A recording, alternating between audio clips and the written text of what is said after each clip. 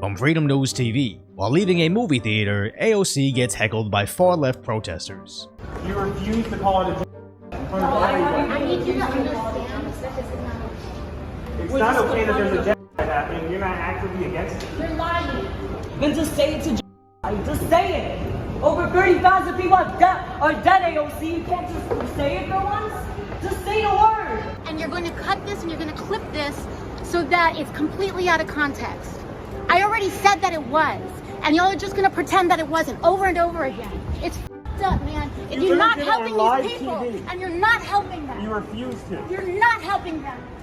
Now honestly, I don't like much about Alexandria Ocasio Cortez or any of her so-called solutions to our political issues, but I also despise this style of protest, and it's not Olia from Freedom News. It's the insane people that think stalking someone you disagree with and ambushing them in public shouting, "Comply with my demands," and parrot all the same NPC talking points I was programmed with, because if you don't agree with my emotionally deranged state, it's gonna make me more emotionally deranged. Because that 1,000,000% would never work on me, and if someone ever got in my face like this, I would probably just align with whatever the opposite is of whatever they're saying just out of spite. But back to the actual point this alleged activist was shrieking over. Apparently AOC agrees. She even stated she said the same thing previously, but was just afraid of being clipped out of context. Which is true, this does happen, but she's just not used to it happening to her. Because it sounds an awful lot like when Trump reportedly didn't denounce white supremacy, when in reality he had several times, but they just kept clipping out whenever he did to preserve the spooky orange man bad narrative.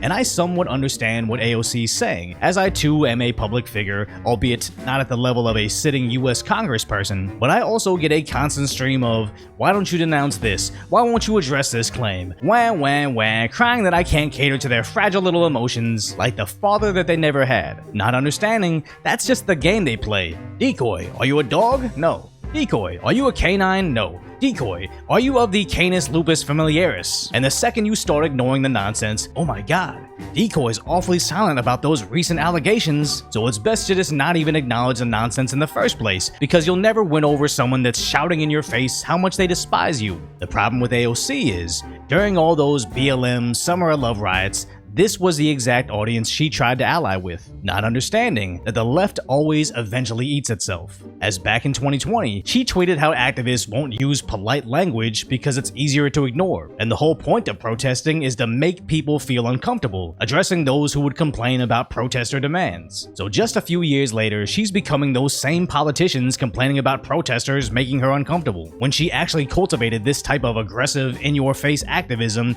that even she acknowledges helps nobody, does nothing other than give full-grown adults that can't actually accomplish their goals themselves something to make them feel a little less useless. And the sad part is, it's not just at AOC. This entire movement doesn't quite have the most persuasive public speakers. You should be enraged! You should be enraged! You should be enraged in the time that is going on! That's what You better calm down, young lady. So what's with this new wave of toddler politics? If society doesn't operate exactly how I see fit, I'm going to throw a literal fit, stamp my feet, shout my slogans until you get sick of hearing me and have to cater to my tears. But the problem the Democrats are having now is, just last election cycle, they tried to harness the raw power of unemployed behavior to use the BLM rioters as their brown shirt street enforcers for their narrative, as they continuously bailed them out of jails and covered for them in the media, not realizing they won't conveniently evaporate in the meantime. They're still here, but their new tantrum is about you, and now they're stuck with them like a crying baby on an airplane that won't land until after the 2024 election. But the saddest part about all of this, at least for AOC, is this all went down in front of who I believe is her boyfriend, who stood around like a literal NPC, and at least to me, that's probably going to be an argument later on.